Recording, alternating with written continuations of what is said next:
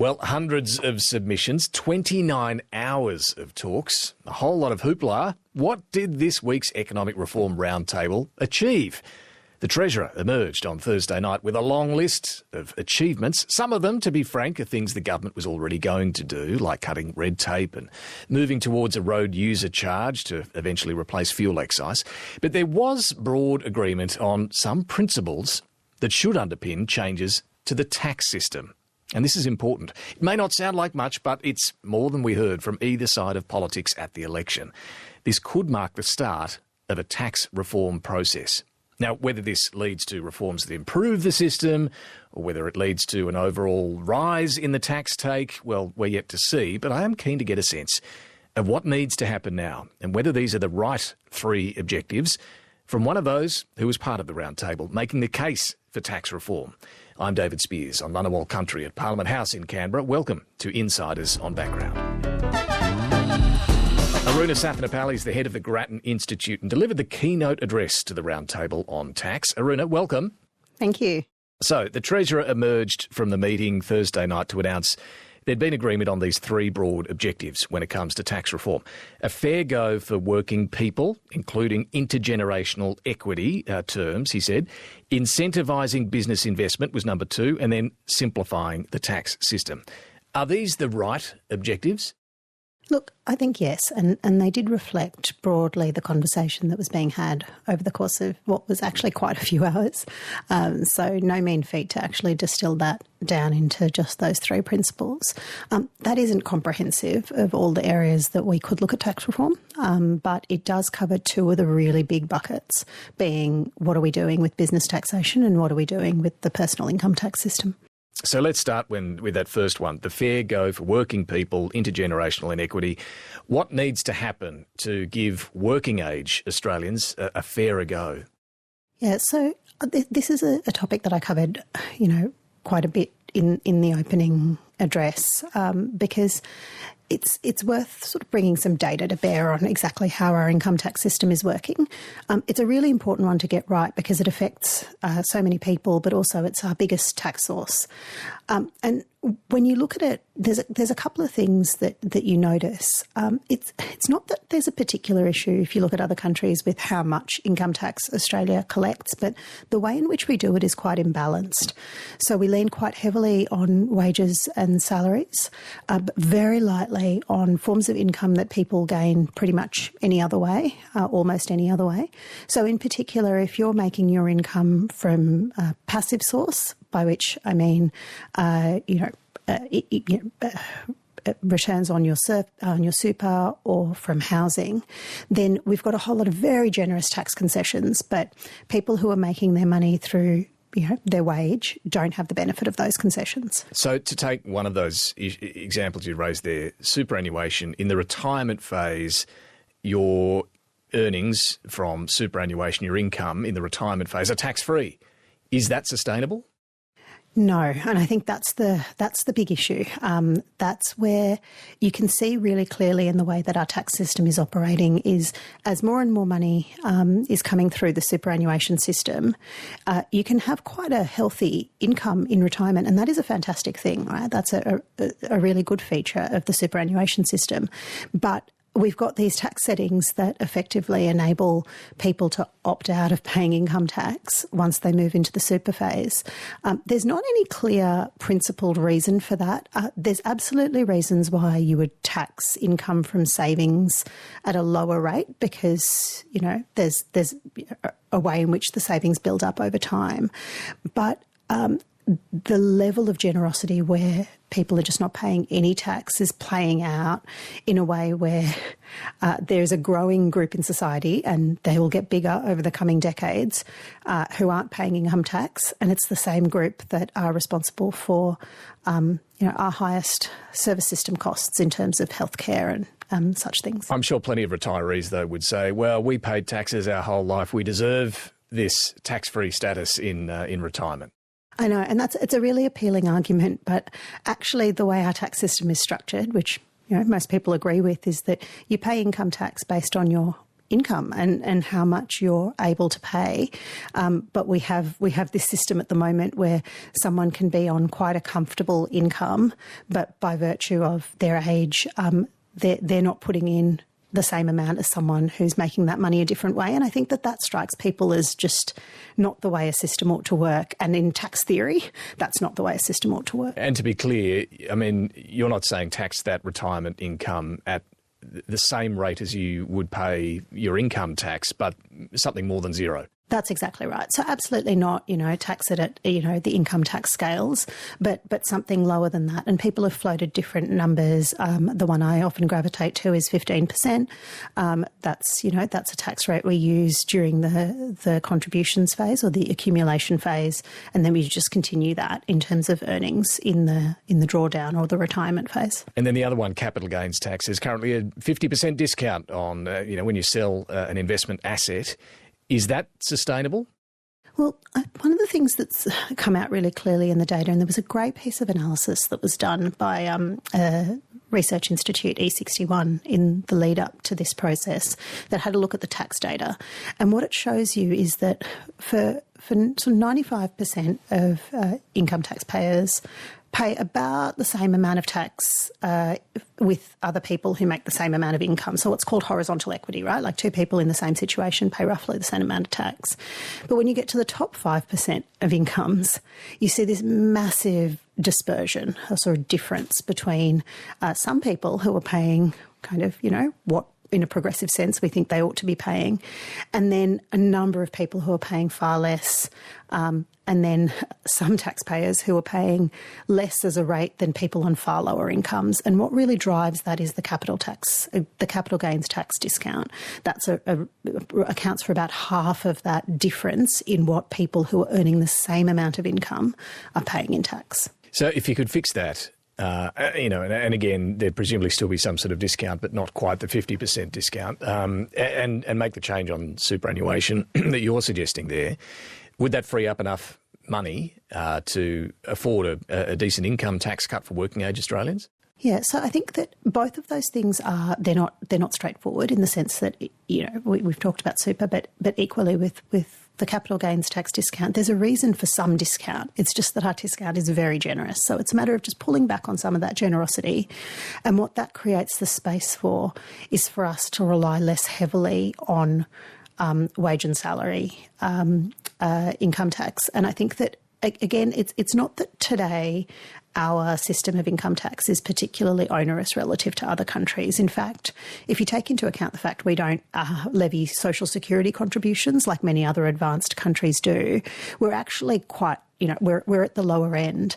But one of the things that is unusual is that our top tax rate, 45%, that rate is not particularly unusual, but it kicks in quite early. So this creates capacity for us to sort of reduce the load on working people. And in particular, one of the things we notice is that bracket creep over the past couple of decades has meant that people are paying higher rates than their equivalents would have been, 10 or 20 years ago. So this gives us a chance to start relying less on that bracket creep and getting the system again just to a better sense of balance, because I think there's a broad recognition, and there was yesterday, that there are people who might seem like they're on quite, good incomes. They've gone to university, they've, gotten a good job, and they're still finding it really tough. So that's the first objective, the fair go for the working age people. The second one is incentivising business investment. The Productivity Commission put forward an idea leading into this roundtable to completely change the company tax system, lowering it for most firms to 20%, introducing a net turnover tax of 5%, and then an immediate deduction on capital investments. A little bit complicated, but what do you think of the idea? Is this the right approach when it comes to trying to incentivise business investment? Yeah, I mean, I think that the Productivity Commission has put an idea on the table. They've actually grappled with a difficult problem and they've put forward a potential solution. I'll just talk about why the problem is genuinely difficult. So we have a relatively high corporate tax take in Australia compared to many of our peers.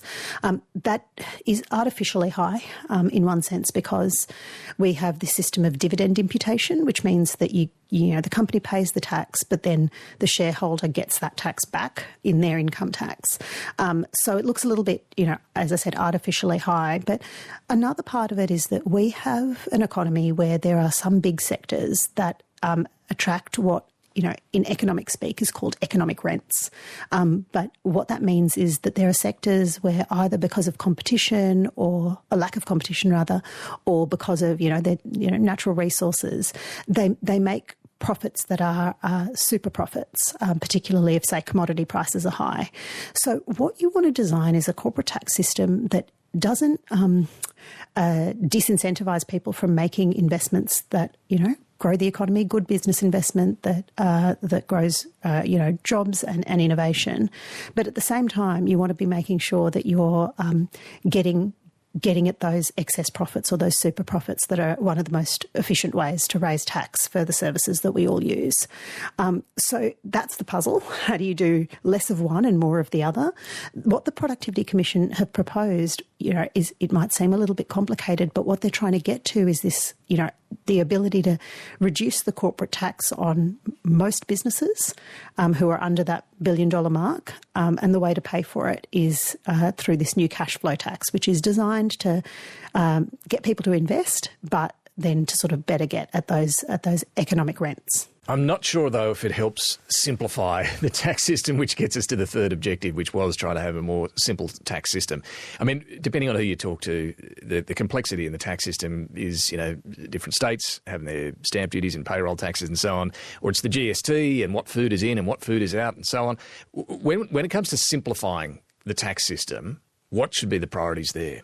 Yeah, it's a really good question. I think that there are a few dimensions of that. One is, one of the priorities the Treasurer mentioned was a single national economy. We've got multiple jurisdictions in Australia. We're a pretty small country population-wise, but we have a lot of different state and territory systems, as well as the national system.